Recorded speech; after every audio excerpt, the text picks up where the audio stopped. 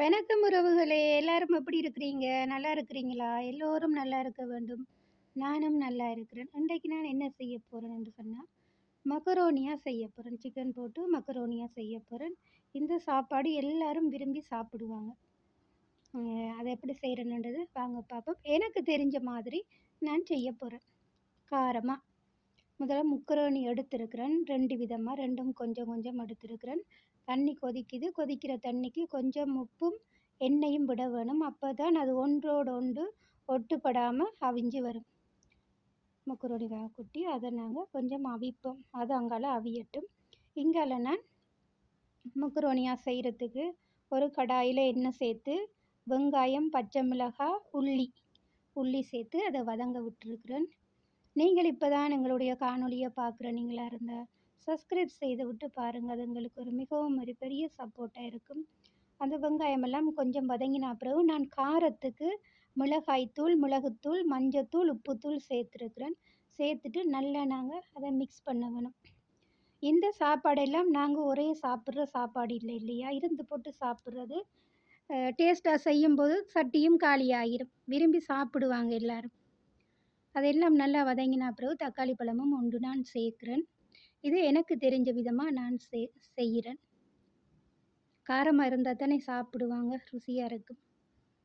அப்போ அந்த எண்ணெயிலேயே எல்லாம் மிக்ஸ் பண்ணின பிறகு நான் இது சிக்கன் 1/2 கிலோ தான் எடுத்துருக்கிறேன். அப்போ அதையும் நாங்கள் நல்லா அந்த கலவையில் நல்லா மிக்ஸ் பண்ண வைக்கணும். அப்போ தான் அந்த உப்பெல்லாம் சேரும். நல்லா மிக்ஸ் பண்ணி போட்டு அடுப்பை நாங்கள் நல்லா குறைக்க வேணும். குறைச்சி சின்ன நெருப்பில் வைக்க வேணும். அப்போ தான் அதில் இருக்கிற அந்த நீரில் ஆவியில் நல்லா அவிஞ்சு வரும். இந்த பாருங்க இவ்வளவு நீர் வந்திருக்குண்டு அதில். அப்போ இதிலையே நல்லா அவிஞ்சு இன்னும் வற்ற வேணும். நல்லா வற்றி வர வேணும். அப்போ தான் நல்லா இருக்கும். உப்புரப்பெல்லாம் சேர்ந்துருக்கும். நான் என்ன செய்கிறேன், இந்த நல்லா அவிஞ்ச பிறகு நான் கேரட்டும் பீன்ஸும் எடுத்துருக்கிறேன். அப்போ இறைச்சி நல்லா வெந்துட்டு தானே, வெந்த பிறகு இந்த வெஜிடபிள்ஸையும் அதோட சேர்ப்போம். இப்போ இந்த கேரட் பீன்ஸ் நல்லா அவிஞ்சியோணுமென்று தேவையில்லை. அரைப்பதமாக இருந்தாலும் அது நல்லது தான், நல்ல டேஸ்ட்டாக இருக்கும். அரைப்பதமாக இருந்தால் தான் நல்லா. அப்போ இதையும் இப்போ நாங்கள் இப்படியே விட்டு ஒரு கொஞ்சம் மூடி விடுவோம். அப்போ அதெல்லாம் நல்லா கொஞ்சம் வெந்து வரட்டும். மக்கரோனியாக நாங்கள் வெறும் சிக்கன் போட்டு செய்யலாம், வெஜிடபிள்ஸில் செய்யலாம், விதம் விதமாக செய்யலாம் மக்கரோனி. அவ்வளவு விதம் இருக்குது. இது எனக்கு பிடிச்ச ஒரு விதமாக நான் செய்கிறேன். பாருங்கள், இப்போ தண்ணியெல்லாம் வற்றி கேரட் எல்லாம் வெந்து வந்துட்டுது. இப்போ நான் வெந்து எல்லாம் வந்த பிறகு அவிச்சு வச்சுருக்கிற மக்கரோனியாவை அதில் போட்டு இப்போ கிண்டுவோம். நல்லா மிக்ஸ் பண்ணி நல்லா புரட்டி விடணும். அங்கே மக்கரோனியா நல்லா கிண்ட வேணும். நல்லா கிண்டி மிக்ஸ் பண்ண வேணும். அப்போ தான் அந்த உரப்பு, உப்பு எல்லாம் நல்லா சேரும்.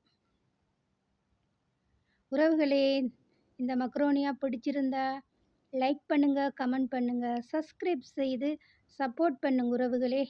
நிறைய பேர் பார்க்குறீங்க, சப்போர்ட் பண்ணுறீங்க. அனைவருக்கும் ரொம்ப ரொம்ப நன்றி. பாருங்கள், இப்படி நல்லா மிக்ஸ் பண்ண வேணும். இப்போ இது செய்து முடிஞ்சு 10 நிமிஷத்தால் எல்லாம் முடிஞ்சிடும். எல்லோரும் சாப்பிட்ருவாங்க.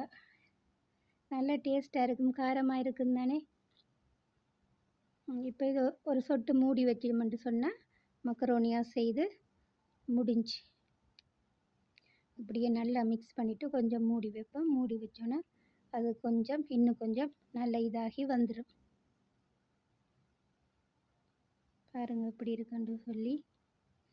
இப்போ எல்லாம் வற்றி கித்தி நல்லா நல்லா வந்துட்டுது பாருங்கள். நீர் தன்மை ஒன்றுமே இல்லை, நல்லா இருக்குது. பிடிச்சிருந்தா நீங்களும் ஒரு தடவை இப்படி செய்து சாப்பிட்டு பாருங்கள்.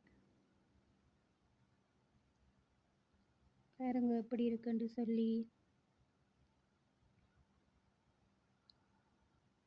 இப்போ நாங்கள் ஒரு டிஷ்ஷுக்கு அதை மாற்றுவோம்.